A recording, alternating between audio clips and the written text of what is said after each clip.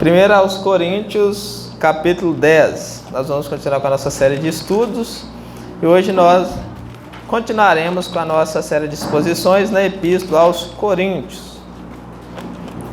Mais precisamente no capítulo 10, a partir do verso 1. Primeiro aos Coríntios, capítulo 10, a partir do verso 1. Aqui no capítulo 10 nós começaremos vendo o exemplo de Israel. Paulo ele vai dar o exemplo de Israel para a igreja de Coríntios, para que a igreja não cometesse o mesmo erro que a nação de Israel cometeu. Apesar de ter inúmeros privilégios, ter observado os inúmeros sinais, elas cometeram muitos pecados e por isso foram reprovadas por Deus. Eles foram reprovados por Deus. E aqui o autor ele cita esse exemplo para a igreja de Coríntios e também para todos em qualquer lugar, em qualquer época, mais precisamente todos aqueles que estão no fim dos séculos, para que eles pudessem ver esses exemplos e não cometer os mesmos erros. 1 Coríntios, capítulo 10, a partir do verso 1. 1 Coríntios 10, a partir do verso 1. Bem, diz assim: Ora, irmãos, não quero que ignoreis que os nossos pais estiveram todos sobre a nuvem e todos passaram pelo mar, tendo sido batizados assim na nuvem como no mar, com respeito a Moisés. Todos eles comeram de um só manjar espiritual e beberam da mesma fonte espiritual, porque bebiam de uma pedra espiritual que os seguia, e a pedra era Cristo. Entretanto, Deus não se agradou da maioria deles, razão porque ficaram prostrados no deserto. Ora, essas coisas se nos tornaram exemplos para nós, a fim de que não cobicemos as coisas más como eles cobiçaram. Não vos façais, pois, idólatras, como alguns deles, porquanto está escrito: o povo assentou-se para comer e beber e levantou-se para divertir-se. E não pratiquemos imoralidade, como alguns deles o fizeram, e caíram num só dia 23.000. Não ponhamos o Senhor à prova, como alguns deles já fizeram e pereceram pelas mordeduras das serpentes. Nem murmuremos, como alguns deles murmuraram e foram destruídos pelo exterminador. Essas coisas lhes sobreveio como exemplos e foram escritas para advertência nossa, de nós outros, sobre quem os fins dos séculos têm chegado. Aquele, pois, que pensa estar de pé, veja que não caia. Até aí, nós vamos ler até o verso 12, e se Deus permitir, na próxima sexta nós continuamos aí a partir do verso 13. Nós vamos orar para que o Senhor nos ilumine, e logo em seguida nós estaremos expondo a palavra, se o Senhor assim nos permitir. Senhor Pai Santo, nós te agradecemos mais uma vez por essa oportunidade. No nome do nosso Senhor Jesus Cristo, nós te damos graças, nós te louvamos, nós te bendizemos por essa oportunidade. Senhor, eu te peço que essa palavra ela possa surtir grande efeito, Senhor, no coração de todos que estão ouvindo essa palavra, de todos aqueles que estão ouvindo, que ela possa penetrar nos corações e causar frutos, Senhor, que ela possa repreender os nossos corações maus, que ela possa mostrar o quão somos vil, o quão somos pecadores e o quão pecamos contra o Senhor, para que nós possamos tirar essa capa de acharmos que somos pessoas boas, ótimas e excelentes. Por favor, ó Deus, nos mostre o quão somos maus, o quão somos pecadores, para que nós possamos nos aproximar cada vez mais do Senhor. Eu te rogo em nome do nosso Senhor Jesus Cristo que essa semente ela possa cair em terrenos e que esses terrenos sejam aproveitosos ao Senhor, que esses terrenos possam ser de terra boa, de maneira que a palavra frutifique, Senhor, e dê grandes frutos, de maneira que essas pessoas possam ver Cristo, de maneira que todos nós que estamos aqui presentes, todos que estão ouvindo, possam ir à cruz, a Cristo, e se apegar a Ele por saber que ali está a sua salvação, por saber que ali está a sua segurança, por saber que ali está o seu tudo. Por favor, ó Deus, eu te peço, enquanto a mim como pregador te rogo, eu te suplico, ó Deus, em nome do nosso Senhor Jesus Cristo, me conceda graça, para que com intrepidez eu possa anunciar a sua palavra, não porque há algum mérito, virtude ou qualquer talento em mim, porque eu sei, eu confio no testemunho das Escrituras, que era assim que o Senhor procedia com todos os apóstolos. O Senhor vinha, o Senhor os capacitava, o Senhor os enchia, não por eles, mas por Cristo, para que eles pudessem anunciar a obra de Cristo, para que o seu nome fosse exaltado, o reino avançasse e o Senhor recebesse a glória para ti. E é nessa esperança, ó Deus, que nós estamos aqui, mais uma vez esta noite, suplicamos a sua presença, a sua graça, no nome do nosso Senhor Jesus. Amém. Glória a Deus, louvado seja Deus. Nós estamos dando continuidade à nossa série de estudos. Nós estamos agora no capítulo 10, e o capítulo 10 ele é importantíssimo, porque o capítulo 10, Paulo ele vai nos dar o exemplo do próprio Israel. Paulo ele vai citar o exemplo de Israel para a igreja dos Coríntios, para que a igreja dos Coríntios pudesse ser advertida. Como Paulo diz no verso 11, essas coisas nos sobreveio para nós e para todos aqueles sobre quem os fins dos séculos é chegado para a nossa advertência. Ou seja, a advertência é algo que nós devemos observar para não cometer os mesmos erros. Nós somos advertidos a todo momento pela palavra de Deus, e nós seremos advertidos mais uma vez por essa palavra. Aqui Paulo ele fala à igreja de Coríntios. Em toda essa carta Paulo está tratando com a igreja dos Coríntios. Paulo ele vai tratar no decorrer dessa carta de vários problemas que estavam acontecendo na igreja de Corinto. Nós já estudamos vários desses problemas e aprendemos muitas coisas sobre esses problemas, das quais nós devemos nos arrepender, dos quais nós devemos nos desvencilhar, e aprendendo com esses problemas nós sabemos o caminho para não cometê-los. Nós já vemos muitos exemplos, muitos ensinamentos que o apóstolo Paulo nos dá, e nós, se o Senhor nos conceder graça, nós continuaremos a ver várias lições importantes acerca dessa epístola. Na sexta-feira passada, nós nós vemos o exemplo de Paulo. Nós estudamos no capítulo 8 que Paulo ele trata da liberdade cristã. No capítulo 9 também Paulo trata da liberdade cristã.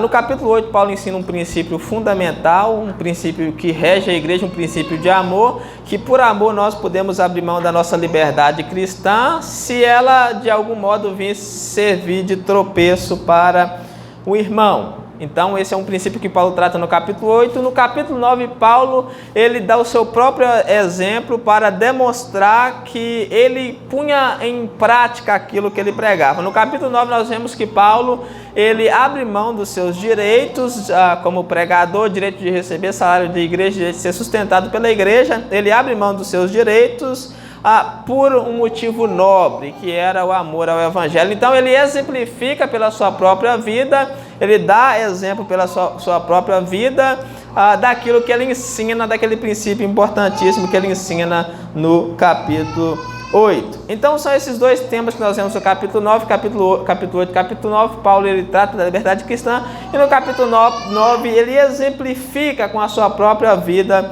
acerca da liberdade cristã. Hoje nós estamos entrando no capítulo 10, onde nós veremos o exemplo de Israel como exemplo para a igreja de Corinto. Paulo ele usa o exemplo daquela geração de Israel que havia acabado de sair do Egito. Ele pega aquele exemplo daquele povo que foi um povo que mais viu milagres, que mais viu prodígios, mas foi o povo mais rebelde e contradizente. E Paulo traz aquele exemplo para os coríntios, para que os coríntios não permanecessem nos mesmos erros. Não permanecessem nos mesmos erros que aquele povo cometeram. Porque a consequência dos erros daquele povo foi trágica.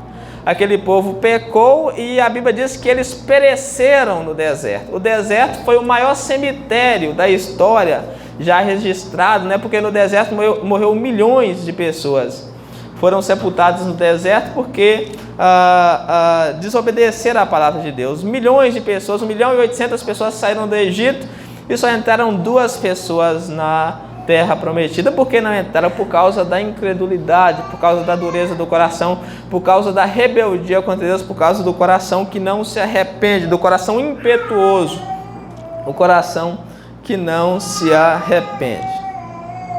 Então foi esse o motivo pelo qual o povo não entrou, e Paulo traz isso para a igreja, para que a igreja de Corinto pudesse ver, e esse escrito também não fica limitado somente à igreja de Corinto, mas ele abençoa todos aqueles que vão ouvir essa leitura, essa explicação da carta, ou seja, todos nós que ouvimos que ouvimos essa carta, tomamos esse exemplo para não praticarmos as mesmas coisas que eles praticaram. Aqui Paulo ele vai lecar, ele vai dizer, né, uma série de pecados que os hebreus cometeram, por isso eles não entraram, a maior parte deles não entraram na terra prometida.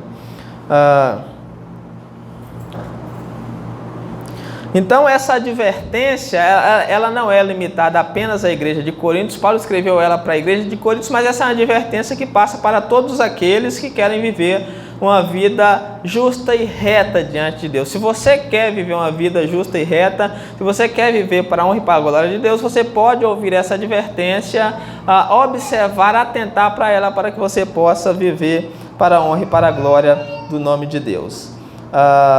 Nós vemos aí alguns pontos, algumas lições importantes nesse texto. Primeiro ponto que Paulo trata aqui, Paulo ele ensina que o só participar de uma igreja é mais ou menos o seguinte, que o só participar de uma igreja e experimentar alguns privilégios espirituais, isso não é certeza de sucesso.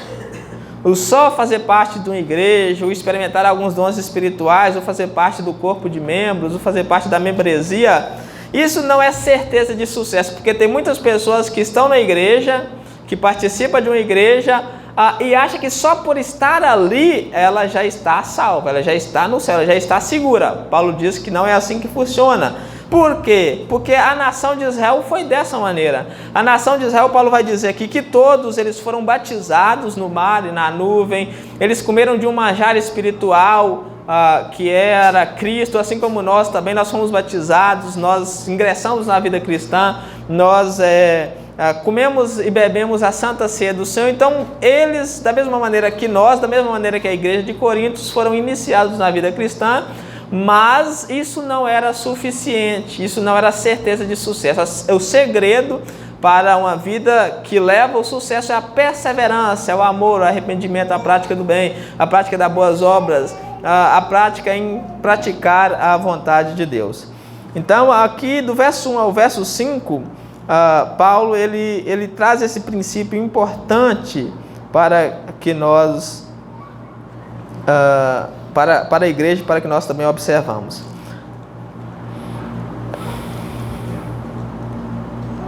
Paulo diz aí no verso 1, ora irmãos, ele está dizendo para a igreja de Corinto, ora irmãos, não quero que ignoreis que nossos pais estiveram todos sob a nuvem e todos passaram pelo mar.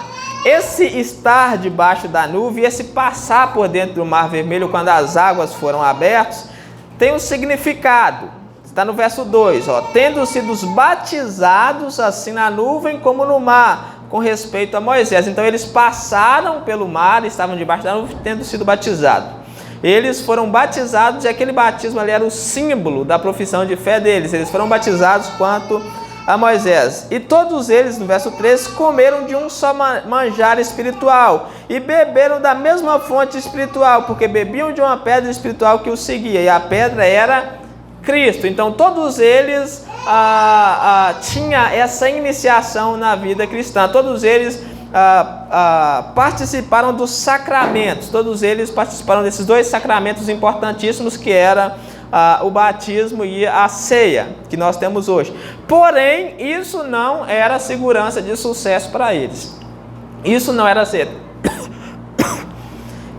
certeza de sucesso, porque o verso 5 diz que mesmo fazendo tudo isso, Deus não se agradou da maioria deles. Diz aí no verso 5, entretanto, Deus não se agradou da maioria deles, razão porque ficaram prostrados no deserto. Mesmo eles tendo participado de todos esses sacramentos, mesmo eles tendo sido batizados e participado, comido do pão espiritual, bebido de água espiritual que era Cristo, isso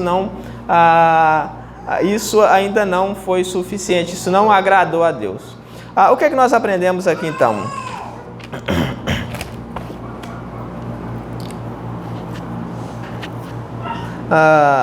nós aprendemos que isso só não é suficiente.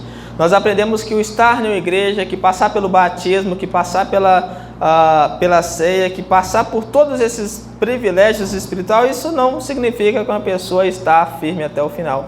Para que uma pessoa possa estar firme, para que uma pessoa possa ter certeza da salvação, ela precisa ser transformada, ela precisa ter uma nova vida, uma nova forma de pensar, uma nova forma de ver o mundo. Os coríntios, para quem foi endereçado essa advertência, eles estavam da mesma forma que os judeus, haviam feito toda a profissão de fé, porém eles estavam cometendo pecados abomináveis, confiando no fato de terem praticado essa profissão, pelo fato de participarem da igreja. E nós vemos que não é assim que funciona. Nós aprendemos com isso, então, que o só fazer parte de uma igreja, o só ir na igreja, o só vestir a roupa bonita e ir na igreja, o fato de ser batizado, o fato de tomar a ceia, isso não é segurança de sucesso. Isso não é segurança. Muitas pessoas se enganam, né, com o fato de estarem na igreja, de fazer parte da igreja, de ser batizado, de participar da ceia, de orar, de curar, de fazer muitas coisas. Isso não é segurança. E nós vemos o exemplo disso com o próprio Judas, uma pessoa que estava muito próximo do Senhor Jesus e tinha experimentado tantas coisas, mas mesmo assim essa pessoa não foi salva. Por quê? Porque apesar de ter professado fé, porque apesar de ter participado de igreja, não era uma pessoa que era realmente convertida, não era uma pessoa que era realmente salva. Para que nós possamos ter a segurança do sucesso, nós precisamos de conversão. A Bíblia deixa claro que é necessário conversão, é necessário um novo nascimento, a pessoa precisa nascer de novo, só assim ela pode ter certeza da salvação. É necessário arrependimento, a pessoa tem que se arrepender das obras mortas, a pessoa tem que se arrepender da velha vida, a pessoa tem que se arrepender do mal, de todo o mal que comete. É necessário mudança de mente. A pessoa não pode viver com a mesma mente que ela tem, amando as mesmas coisas, desejando as mesmas coisas, vivendo da mesma forma, amando o mundo, o dinheiro, o ouro, a prata, os bens, o sexo ilícito, amando as mesmas coisas que ela amava no mundo. É necessário uma mudança de mente, é necessário a santificação, a pessoa sair do pecado, a pessoa deixar o pecado, a pessoa viver para a glória de Deus. É necessário perseverança, fazer a obra de Cristo. Então, para que uma pessoa possa ter certeza do sucesso, ela precisa crer, ela precisa abraçar a obra redentora de Jesus Cristo na cruz, porque só a obra de Cristo na cruz é que garante a salvação ao pecador. Não adianta fazer parte da igreja, não adianta ser batizado, não adianta tomar a ceia, não adianta professar fé, não adianta louvar, não adianta pregar, não adianta se vestir muito bem, porque se não crer, se não se apegar à obra de Cristo, se não tiver uma vida transformada, essa pessoa não pode ser salva. Essa pessoa não pode herdar a vida eterna. É necessária uma transformação do nosso ser, é necessária uma mudança total. A vida cristã, ela exige mudança. Então esse é o primeiro ponto que nós vemos, nós observamos que Paulo traz como advertência para a igreja. Não adianta ver milagres, não adianta ver prodígios, não adianta ser batizado, não adianta professar a fé, não adianta participar de uma igreja. Se não acontecer o novo nascimento, se insistir no coração mau, se insistir no pecado, vão perecer, vão para o inferno, assim como a nação de Israel pereceu no deserto. Assim como a nação pereceu e foi morta, todos aqueles que ouvem a palavra e não dão crédito, não vivem de acordo com a palavra, perecerão no lago que arde como fogo e enxofre.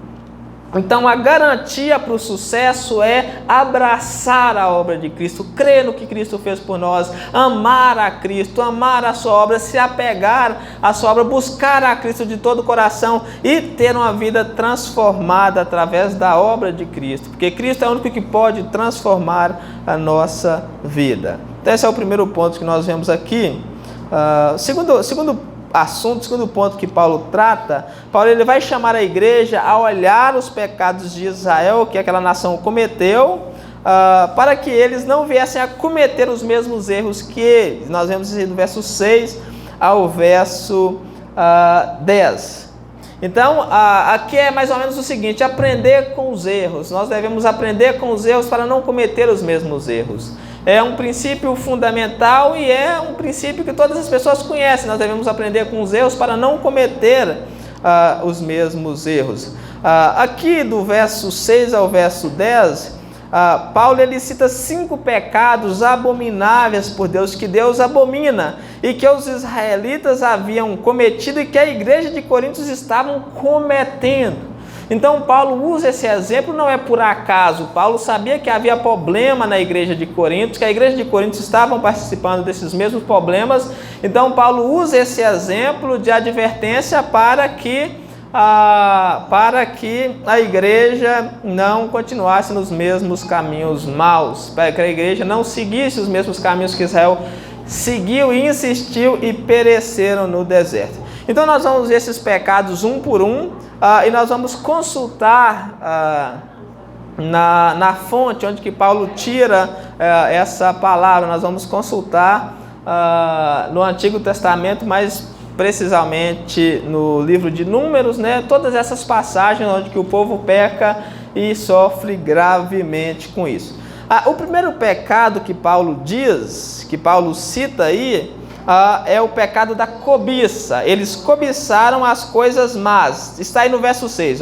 Ora, estas coisas se tornaram exemplo para nós, ou seja, ele diz que tudo aquilo que aconteceu com a nação de Israel se tornou exemplo para nós, para a igreja de Coríntios e também para nós que estamos ouvindo hoje, a fim de que não cobicemos coisas más como eles cobiçaram. Então aquilo se tornou exemplo para nós, para que nós não viéssemos cobiçar coisas más, assim como o povo judeu cobiçou.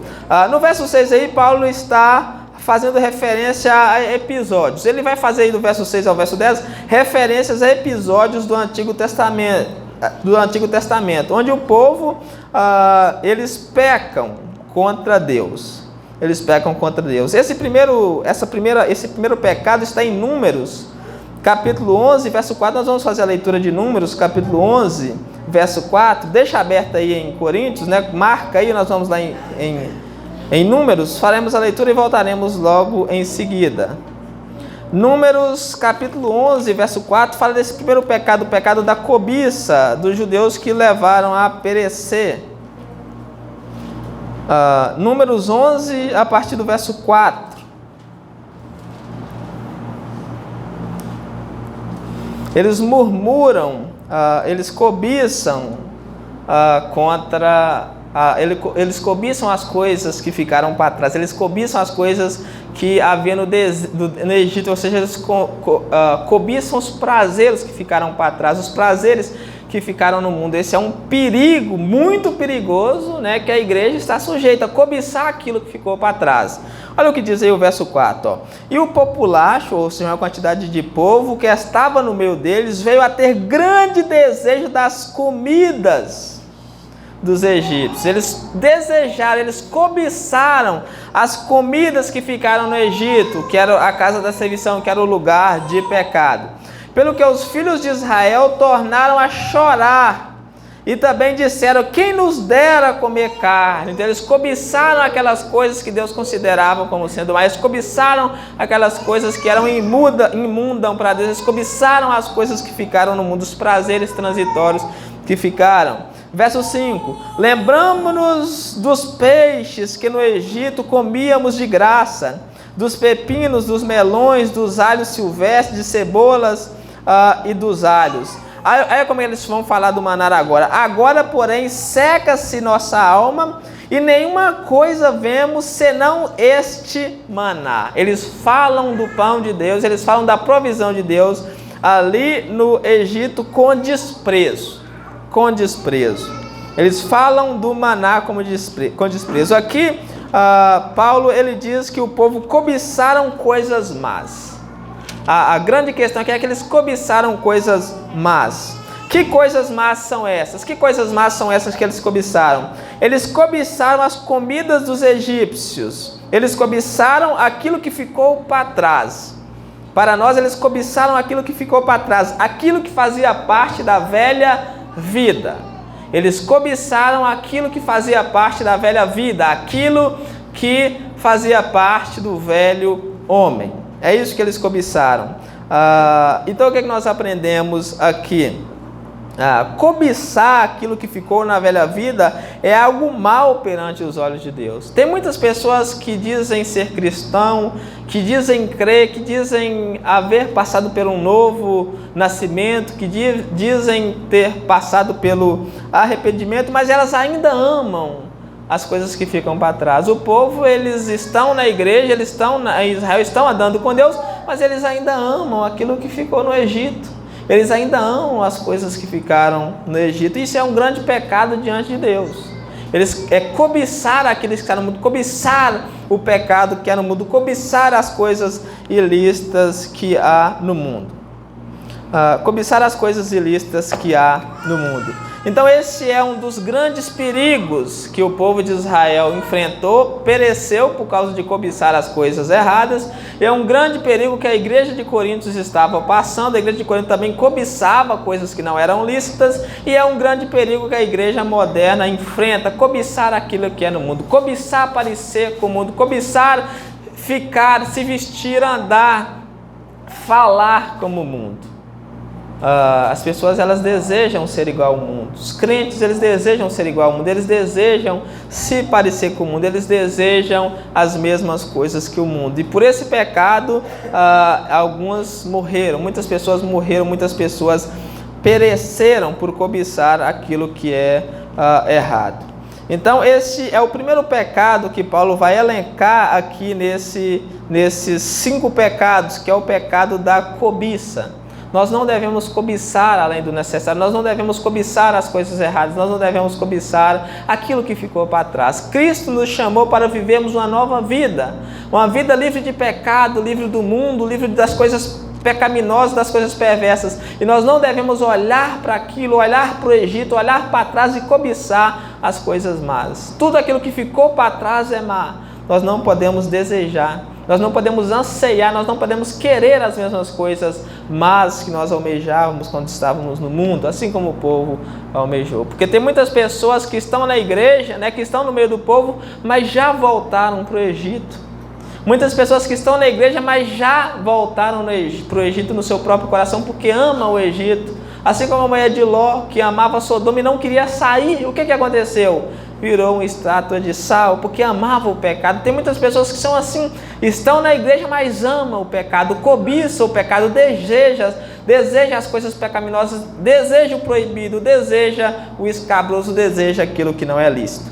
Então Paulo, ele adverte a igreja de que a igreja não deve desejar essas coisas más, essas coisas que desagradam a Deus. O segundo pecado que Paulo elenca nessa lista de 5 pecados é o pecado da idolatria, que nós vemos aí no verso 7. Ele diz: não façais, pois, idólatras como alguns deles, porquanto está escrito: o povo assentou-se para comer e beber e levantou para divertir-se.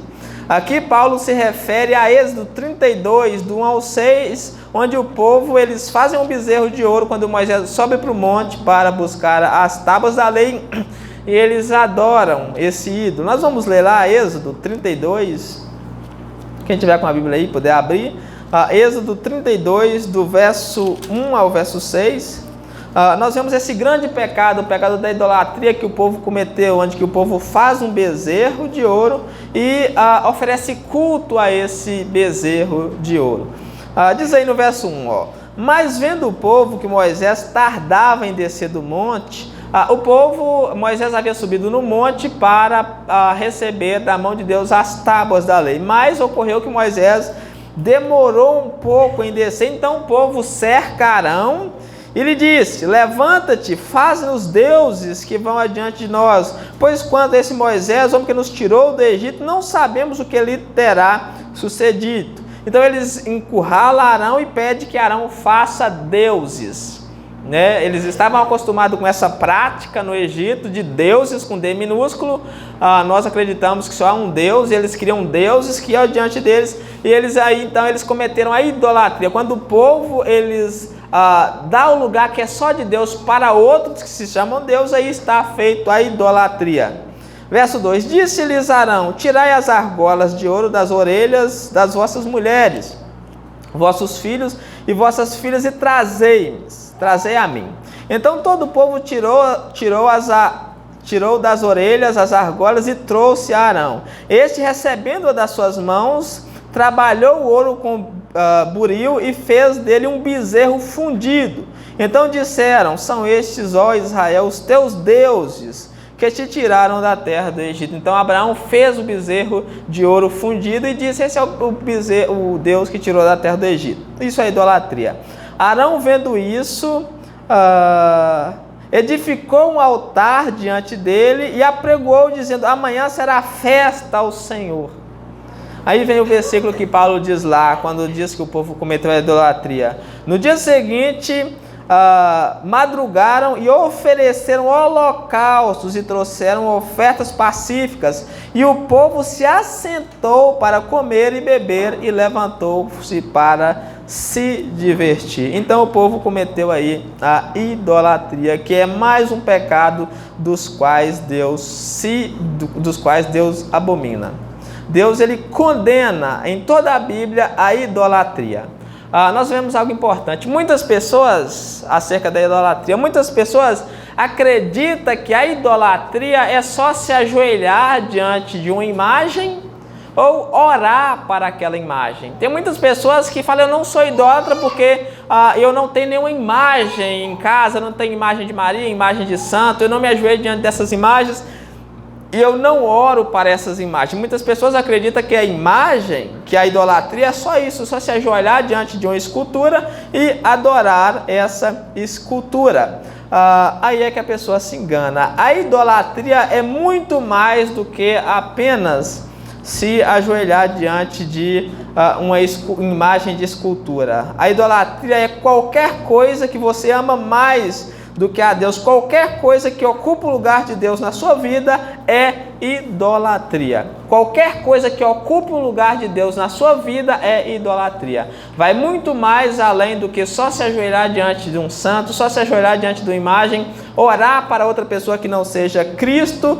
Vai muito mais. Por exemplo, qualquer coisa que tome o lugar de Deus na sua vida, que você dá mais importância, que você ama mais, é idolatria. Tem muitas pessoas que idolatram o dinheiro, que idolatram o ouro, que idolatram os bens, que idolatram o ganho, né? Que ama aquilo demais, comete idolatria. Tem muitas pessoas que idolatram uma pessoa, ama demais uma pessoa mais do que Deus, vive para aquela pessoa toma o lugar de Deus na sua vida. Tem muitas pessoas que exaltam um sentimento, né? Nutrem um sentimento para uma pessoa que é um sentimento idolátrico. A pessoa ama tanto ou é tão apaixonada por outra que comete a idolatria. Então, um sentimento também constitui em idolatria. Tem muitas pessoas que usam um celular, né? Faz do celular um ídolo, ama demais aquilo, vive só para aquilo, gasta todo o seu tempo naquilo, ama mais aquilo do que a Deus. Então, aquilo também é um celular, um jogo, né? Um jogo no celular, um jogo de futebol, de quadro, de qualquer coisa, as pessoas levantam como ídolo. Uma televisão também, muitas pessoas levantam aquilo no coração como ídolo. O próprio ventre, né? Que é um dos maiores ídolos da geração moderna, que é o fazer a sua própria vontade. As pessoas servem o seu próprio ventre, eles servem o seu próprio ventre, ou seja, eles vivem, o Deus dele é fazer as suas próprias vontades. Então o ventre, fazer a própria vontade, também é um ídolo, que as pessoas levantam, elas cometem idolatria hoje. Tudo no mundo pode ser um ídolo, qualquer coisa no mundo pode ser um ídolo, e muitos não têm apenas um só ídolo, né? Muitas pessoas têm muitos ídolos, o seu coração é cheio de altares. Então Paulo adverte a igreja quanto a isso. Paulo adverte a igreja: cuidado com a idolatria, cuidado com os ídolos, cuidado com aquilo que você exalta e que você levanta no lugar de Deus, cuidado com aquilo que você ama mais do que a Deus, cuidado com aquilo que você exaltou, que você levantou no coração, que toma o lugar de Deus. o segundo pecado que Paulo elenca, que Paulo chama a igreja, adverte a igreja a não cometer a idolatria. Nós devemos tomar muito cuidado com isso, porque qualquer coisa que nós levantamos no nosso coração é um ídolo. O nosso coração muitas vezes está cheio de altares, está cheio de lealdades, está cheio de lealdades competindo para tomar a liderança, para tomar o controle das nossas vidas, e Deus fica em último lugar. O altar de Deus muitas vezes está em ruínas, enquanto que os ídolos, o altar aos ídolos está em pleno vigor. Então nós devemos tomar muito cuidado com a idolatria, nós não devemos cometer idolatria. Só lembrando que idolatria não é apenas se prostrar diante de um ídolo ou orar para uma pessoa que não seja Cristo. Idolatria é qualquer coisa que ocupe o lugar de Deus na sua vida, qualquer coisa que você levanta, que você exalta no lugar de Deus na sua vida. Em terceiro lugar, terceiro pecado que Paulo elenca aqui nessa lista de 5 pecados abomináveis por Deus é a imoralidade sexual. Vemos aí no verso 8, E não pratiquemos imoralidade, como algum deles o fizeram, e caíram num só dia 23 mil pessoas foram mortas por causa da imoralidade sexual. Aqui Paulo ele se refere a Números 25, do 1 ao 18, onde que tem aquele conselho de Balaão. Todo mundo aqui deve já ter ouvido falar do conselho de Balaão. Nós sabemos que Balaque, que era o rei de Moabe, chamou Balaão para amaldiçoar a nação de Israel, para que ele pudesse vencer. Só que Balaão não pôde amaldiçoar. Ele tentou por 3 vezes, mas ele não conseguiu amaldiçoar a nação de Israel, porque o povo era o povo de Deus. E contra o povo de Deus não havia maldição. Então Balaão não pôde amaldiçoar. Então o que é que Balaão ensina para Balaque? Balaão ensina a Balaque a lançar tropeço para que o povo pecasse contra Deus e Deus o castigasse. O que é que Balaão ensinou? Balaão ensinou para Balaque que Balaque deveria pegar as mulheres mais belas de Moabe e fazer aquelas mulheres seduzir aqueles homens para que eles pudessem ter relações sexuais ilícitas e aqueles homens pudessem ir cultuar ao Deus dos Moabitas. E foi assim justamente que fez o povo. Eles tomaram aquelas mulheres, tiveram relações com elas e ainda foram adorar o Deus dos Moabitas. E por essa desobediência morreu 23 mil pessoas, por essa imoralidade. Nós já estudamos aqui em Coríntios, acerca da imoralidade sexual. Nós estudamos no capítulo 5, porque a igreja de Coríntios também estava praticando a imoralidade sexuais com prostitutas cultuais. E nós já estudamos. Imoralidade sexual é tudo aquilo, é toda forma ou ato sexual fora do casamento. Isso é imoralidade, Deus odeia. Qualquer ato sexual fora do casamento é imoral. Pornografia, masturbação, sexo fora do casamento, sexo entre solteiros, qualquer forma de relação sexual fora do casamento constitui-se em imoralidade sexual. Constitui-se em imoralidade sexual e Deus odeia. Deus odeia todo tipo de forma de imoralidade sexual. Então Paulo aqui ele adverte a igreja a tomar o exemplo de Israel para não cometerem a imoralidade sexual. Esse é o terceiro pecado que Deus abomina. E nós vimos lá que o argumento era que nós somos o corpo de Cristo. O Espírito Santo habita em nós e nós somos santuário de Deus. Nós não podemos pegar o nosso corpo e fazer a morada de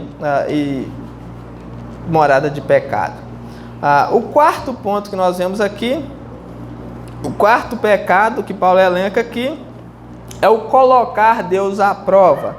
Nós vemos isso no verso 9. Não ponhamos o Senhor à prova, como alguns deles já fizeram, e pereceram pelas mordeduras das serpentes. Por Deus à prova. Esse aqui é um pecado que Deus abomina e que Paulo também se refere ele em Números. Paulo faz menção de Números 25. Vamos ler lá Números 25, a partir do verso 5, onde que o povo colocou Deus à prova. Números 25, a partir do verso 5, o verso 5 e o verso 6.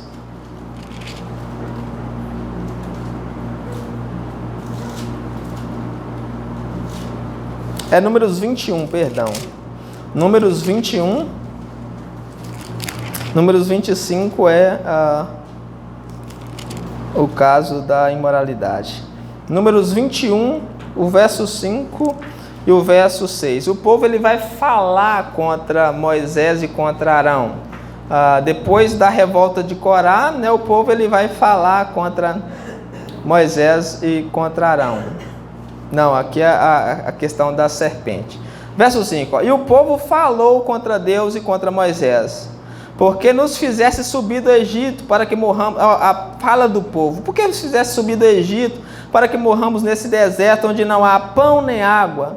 E a nossa alma tem fastio desse pão vil. Eles chamaram o maná de pão vil, pão imundo. A nossa alma está com nojo desse pão, desse maná. Então o Senhor mandou entre o povo serpentes abrasadoras que mordiam o povo, e morreram muitos do povo de Israel. Então eles colocaram Deus à prova. Por que Deus nos tirou do Egito? Para que nós morrêssemos nesse deserto. Nós não temos comida boa, nós só temos esse pão imundo, esse pão vil. E essa foi a consequência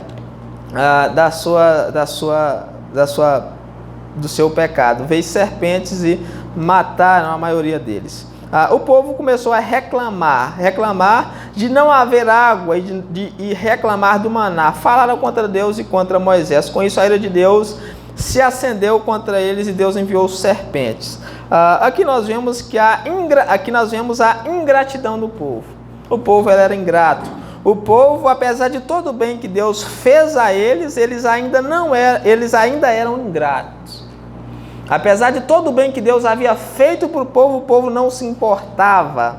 O povo não se importava com a bondade de Deus. O povo era um povo ingrato. O povo era um povo rebelde. O povo era um povo que não via a grandiosa obra de Deus. Era um povo que estava sempre na sua rebeldia e na dureza do coração. O povo não via a liberdade que Deus deu. O povo não via os privilégios que eles tinham em ter saído do Egito, da casa da servidão, depois de 400 anos. O povo só queria saber de comer carne. O povo só queria saber das coisas terrenas. Aqui nós vemos que o povo, eles tinham uma visão terrena, totalmente terrena. Eles não conseguiam ver o espiritual, eles só se importavam com o terreno. Deus não é nada para mim se Ele não estiver enchendo a minha barriga, se eu não estiver comendo do bom e do melhor. Ele pode ter morrido na cruz para me salvar, mas se eu não estiver enchendo a barriga, Deus não significa nada para mim. É um povo ingrato. Um povo ingrato. E muitas vezes nós somos ingratos assim. Deus não significa nada para mim se eu não estiver vivendo uma vida boa, se eu não estiver tendo uma vida ótima, se eu não estiver comendo e bebendo do melhor, se eu não for próspero, se eu não tiver prosperidade, se eu não tiver todo tipo de cura, Deus não significa nada para mim. Ainda que Ele morreu no meu lugar, ainda que Ele deu a vida por mim, isso não significa nada. São pessoas que têm a visão terrena, visão carnal. São pessoas carnais que só vê aquilo que está ao redor do seu umbigo, que não vê a grandeza de Deus. O povo não conseguia ver a grandeza de Deus em libertá-los do Egito e introduzi-los na terra prometida. Só queriam saber de comer carne, comer comida boa do Egito, e falaram mal do pão, falaram mal do maná, chamaram o maná de vil, imundo, impuro, algo desprezível. Viu? Esse maná que Deus nos dá é algo desprezível. O povo não podia esperar, o povo não conseguia esperar algum tempo até eles entrarem na terra prometida. Eles tiveram que falar por Deus à prova. E por isso Deus mandou serpentes, né? A coisa mais terrível do mundo é serpentes. Deus mandou serpentes para mordê-los, né? Para picá-los de maneira que eles morressem. Tinha serpente nas tendas, nas camas, em qualquer lugar que as pessoas iam, havia cobras venenosas. Isso foi algo horrível por causa da desobediência deles. A todos os lugares que eles iam, eles eram picados e pessoas morriam a todo momento por causa da desobediência, por causa de pôr Deus à prova, por causa da sua ingratidão, por causa de não ver a grandeza de Deus. Por causa de não ver a grandeza de Deus. Então esse é o quarto pecado que Paulo cita, é pôr Deus à prova, né? Não ver a grandeza de Deus, colocar em dúvida a obra de Deus, não se preocupar com a obra de Deus. E o quinto e último pecado que Paulo elenca aí é a murmuração contra Deus. Nós vemos aí no verso 10, nem murmureis, como alguns deles murmuraram e foram destruídos pelo exterminador. Ou seja, o que nós mais vemos aí nessa caminhada do povo no deserto é morte, né? Morte, morte, morte. Paulo está se referindo aí a Números 16, a partir do verso 41. Vamos fazer a leitura também, é o último texto, Números 16. Números 16, a partir do verso 41. É o último texto que tem nessa lista que Paulo dá. Agora sim é o tumulto de Corá. Logo após a morte daqueles homens que se levantaram na revolta de Corá, o povo, eles murmuram a Moisés e Arão que mataram o povo de Deus. Quando eles murmuraram aqui contra Moisés e contra Arão, era contra Deus que eles estavam murmurando. Quando eles falaram contra os responsáveis pela lei, os responsáveis pela palavra de Deus ali, eles estavam falando contra o próprio Deus. Diz aí, mas no dia seguinte, toda a congregação dos filhos de Israel murmuraram contra Moisés e contra Arão, dizendo: vós matastes o povo de Deus. Eles achavam que era Moisés e Arão que havia matado o povo de Deus, quando é que na verdade Deus havia acabado com os rebeldes de Corá. Ajuntando-se o povo contra Moisés e Arão, virando-se para a tenda da congregação, eis que a nuvem cobriu e a glória do Senhor apareceu. Então vem a palavra de Deus. Vieram, pois, a Moisés e Arão perante a tenda da congregação. Moisés e Arão foram diante da tenda da congregação. Então o Senhor falou a Moisés dizendo: levantai-vos no meio dessa congregação e eu a consumirei no momento. Então se prostraram sobre o seu rosto, disse Moisés e Arão. Deus disse que era para eles se afastarem da congregação, que Deus ia destruir aquela congregação num instante. Então Moisés e Arão se prostram diante de Deus e intercede pelo povo. Moisés diz a Arão no verso 46, disse Moisés a Arão: toma o teu incensário, põe nele fogo do altar e deita incenso sobre ele. Vai depressa à congregação e faz expiação por eles, porque grande indignação saiu de diante do Senhor. Já começou a praga. Então Deus ficou indignado com aquilo. Deus ficou indignado com a murmuração do povo e mandou uma praga para acabar com aquela congregação. Tomou Arão, verso 47, tomou Arão como Moisés lhe falara, correu ao meio da congregação, e eis que já a praga havia começado entre o povo. Deitou incenso nele e fez expiação pelo povo, pôs-se em pé entre os mortos e os vivos, e cessou a praga. Quando Arão correu para o meio do povo, com o incensário, Arão fez expiação pelo pecado do povo. Então Deus desviou a sua ira do povo. Aqui representa claramente a obra de Cristo. Arão era o sumo sacerdote daquela época, e Arão fez expiação para que o povo não morresse. A mesma coisa que Cristo fez por nós na cruz do Calvário. Cristo é esse Arão que se põe no meio do povo, diante do povo e diante de Deus, para que Deus não acabasse, para que Deus não matasse, para que Deus não destruísse o povo. Então Arão se põe no meio do povo, intercede pelo povo, e Deus poupa todo o povo ali. Então esse é o quinto e último pecado que Paulo usa para advertir a igreja de Coríntios acerca do murmurar, acerca da atitude que eles tinham, que eles deveriam ter diante do próprio Deus.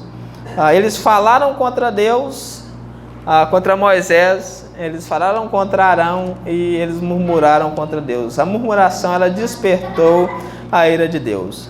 A consequência de toda essa rebeldia do povo foi a morte. Caíram mortos, ele usa três expressões assim: caíram mortos 23 mil, pereceram pelas mordiduras da serpente e foram destruídos pelo exterminador. Ou seja, a consequência das desobediências é a morte. Todos aqueles que desobedecem à palavra de Deus experimentarão a morte eterna, a condenação ao lago que arde como fogo e enxofre. Então, a suma de tudo isso é que nós devemos observar a palavra de Deus, nós devemos agarrar-nos a Cristo, porque Cristo é aquele Arão que se põe no meio da tempestade, que se põe no meio da ira de Deus, se põe na frente da ira de Deus para aplacar a sua ira, de maneira que todo o povo não venha perecer. Cristo está ali na frente, assim como Arão, mas não para todos.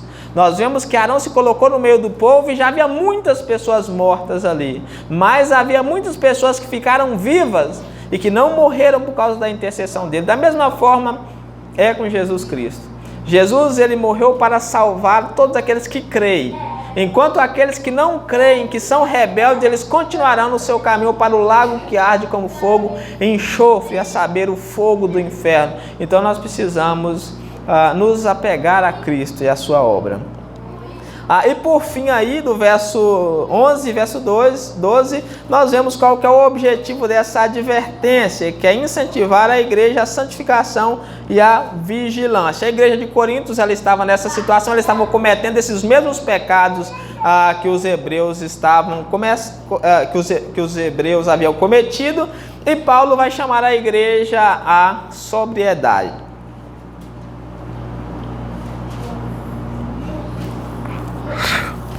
Paulo vai chamar a igreja à sobriedade. Vamos fazer a leitura do verso 11 e verso 12. Diz assim, essas coisas ali sobrevieram como exemplos. Ou seja, tudo aquilo veio como exemplo e foram escritas para advertência nossa. Ou seja, aquilo que aconteceu com aquele povo, aquilo foi um exemplo para a igreja. E elas foram escritas para advertência da igreja. Ou seja, aquilo é para nos advertir. Tudo isso aqui é para nos advertir. Advertir de quê? Que quem continua no pecado, quem insiste no pecado, não verá a vida eterna, mas perecerá. Aí ele diz, a advertência nossa, de nós, Paulo está falando dele, da igreja, daquela comunidade no primeiro século, de nós outros, sobre quem os fins dos séculos têm chegado, deles e de todos nós a quem estão nos fins do século. Essa é uma advertência geral. É uma advertência para todo o povo de Deus. Todo o povo de Deus que ouvir essa palavra não pode ser indiferente para com ela. Todo o povo que ouvir essa palavra não deve continuar nos seus pecados, não devem cometer, como nós vimos lá, o primeiro pecado, que é a cobiça, não deve cometer a cobiça, não deve cometer a idolatria, não deve permanecer na idolatria, não deve permanecer na imoralidade sexual, não deve colocar Deus à prova e não deve murmurar contra Deus, porque são pecados que Deus abomina. Então, isso tudo tem como objetivo a nossa advertência e a santificação da igreja. Ele conclui aí no verso 12, aquele, pois, que pensa estar em pé, veja que não caia. Muitos estão no terreno escorregadio, e estão batendo no peito orgulhosos, achando que são algo que não são. Assim estava a igreja de Corinto. Ela estava no terreno muito escorregadio, mas era uma igreja orgulhosa, uma igreja que achava que era rei, uma igreja que achava que já havia reinado, que não precisava de Paulo para nada. Paulo fala, toma cuidado, porque muitos que pensam estão de pé, na verdade eles já estão caídos, na verdade eles já caíram. Aqui Paulo não está falando de perda de salvação, aqui Paulo está falando de exortação, de orgulho da igreja, a igreja não permanecer no orgulho do seu coração e continuar na prática do pecado. Então Paulo diz, aquele pois que pensa estar de pé, olha que não cai. Toma cuidado com orgulho, toma cuidado com autoestima exagerada, toma cuidado com os pensamentos vãos, com os pensamentos justos, toma cuidado com a prática do pecado, toma cuidado, pega essa advertência, absorva essa advertência e viva para Deus. Amém? Glória a Deus. Vamos orar?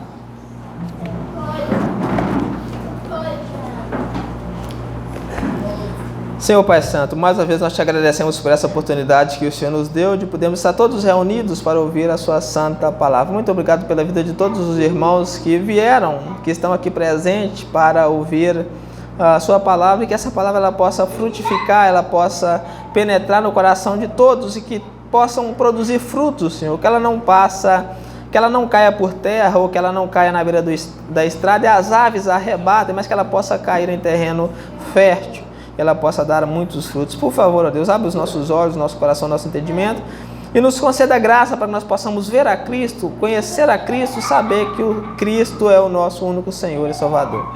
Olha por todos nós, Senhor, nós desde já te agradecemos e nós te agradecemos por essa palavra, por esse ensinamento que o Senhor nos concedestes nessa noite. No nome do nosso Senhor Jesus Cristo, nós te agradecemos mais essa vez. Amém. Que a graça, a misericórdia e a paz do nosso Deus estejam com todos, em nome do nosso Senhor Jesus. Amém.